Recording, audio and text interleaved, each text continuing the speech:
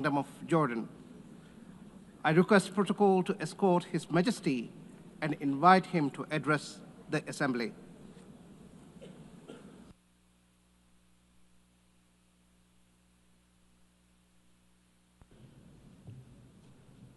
Bismillahir Rahmanir Rahim.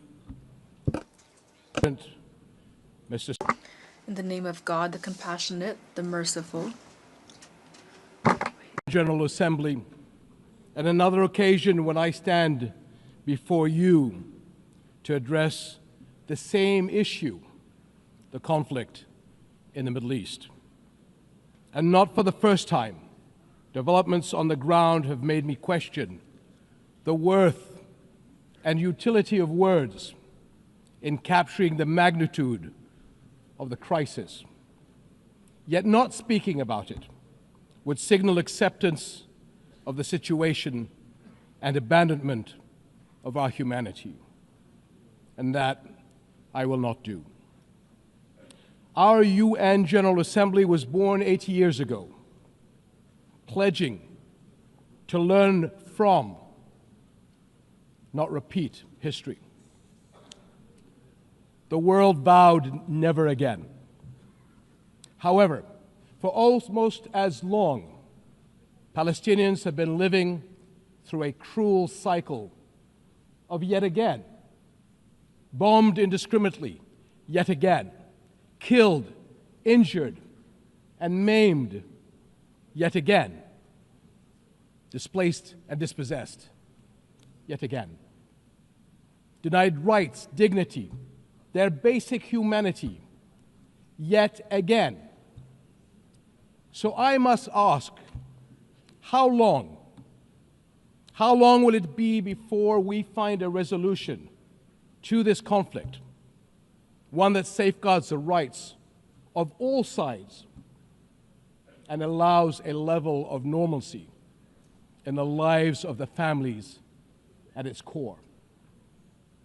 How long will it be before I stand before you and speak not of suffering and devastation in my region, but of prospect, prosperity, and potential?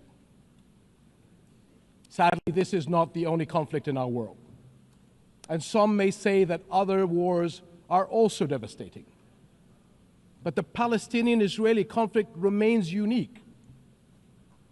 It is the longest standing conflict in the world.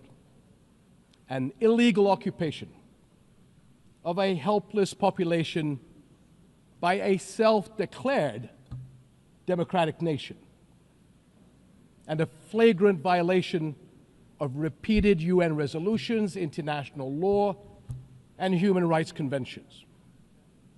A failure that should have elicited outrage and action, especially from major democracies. Instead, it has been met with decades of inertia. My friends, the war in Gaza marks one of the darkest moments in this institution's history. But although it is today's horror, the injustice stretches back decades. The Palestinian-Israeli conflict has been on the UN agenda throughout its 8 decades of existence. How long will we be satisfied with condemnation after condemnation without concrete action? When it comes to the Palestinian-Israeli conflict, it seems that what unfolds in the halls of power is theory. The struggles and suffering on the ground is reality. For decades, we have seen several attempts to achieve a solution by interim agreements and temporary stopgaps, none that delivered on the end game.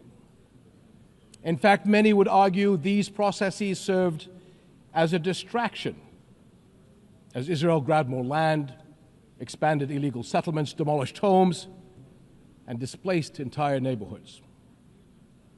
Muslim and Christian holy sites in Jerusalem have been vandalized and desecrated by those under government protection. And throughout all these years, Israeli families, too, have not been able to live in true security because military action cannot bring the safety they need. Nowhere is that more evident than in Gaza. More than 60,000 Palestinians killed, 50,000 children injured or killed, miles of burnt-out rubble, neighborhoods, hospitals, schools, farms, even mosques and churches in ruins, widespread starvation.